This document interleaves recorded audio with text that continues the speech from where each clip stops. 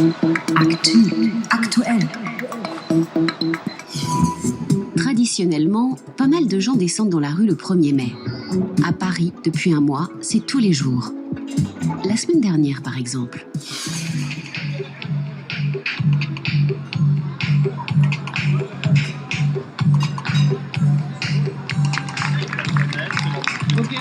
Démocratie, t'es où? Sur la place de la République, on prend la question au sérieux. Sacrément même. Depuis un mois, des milliers de Français en débattent. Chaque soir à Paris et dans tout le pays. Ils veulent secouer le système en manifestant la nuit. C'est Nuit debout, une tentative révolutionnaire. Mais pourquoi et si brusquement?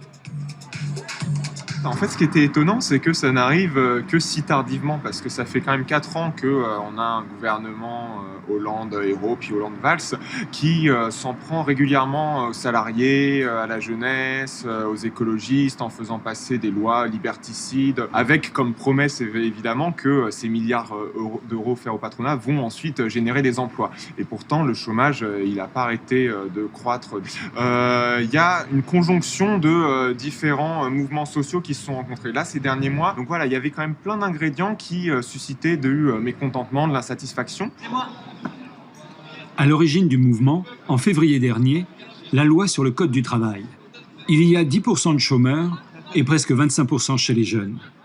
Manuel Cervera-Marzal, spécialiste des mouvements sociaux, observe Nuit debout depuis le début. Le cœur du phénomène, c'est l'Assemblée générale. On y présente des propositions, on y échange des opinions.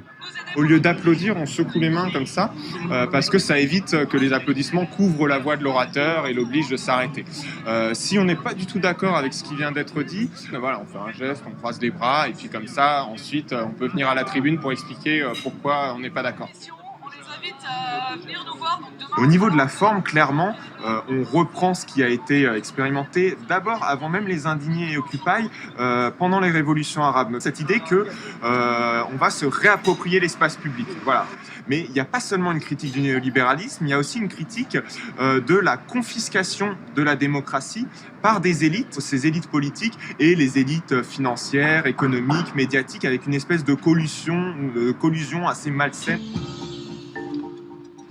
Ceux d'en bas contre ceux d'en haut, c'est l'esprit aussi de l'action menée contre l'industrie publicitaire. On détourne les publicités pour dénoncer les messages publicitaires et de manière humoristique généralement.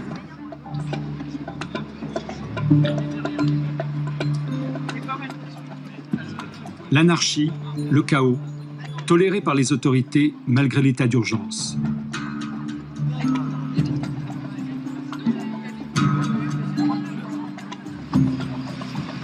Trois douzaines de commissions siègent contre l'exploitation, pour l'environnement ou l'égalité des chances. Voilà le tableau. Mais est-ce que tout le monde suit?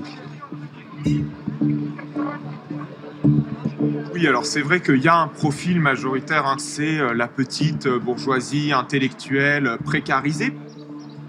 Nuit debout veut aller plus loin, devenir un mouvement populaire. Pour cela, il faut mobiliser les classes sociales les plus menacées.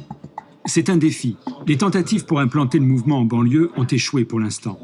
Abdel Yassine et Ulysse Rabaté sont conseillers municipaux dans des communes de la périphérie.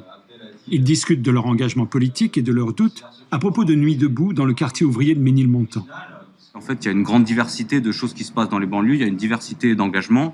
Et la question, c'est que peut-être que la forme politique de occuper une place, etc., ça reproduit aussi des schémas politiques assez classiques qui sont aussi rejetés, notamment dans les quartiers populaires.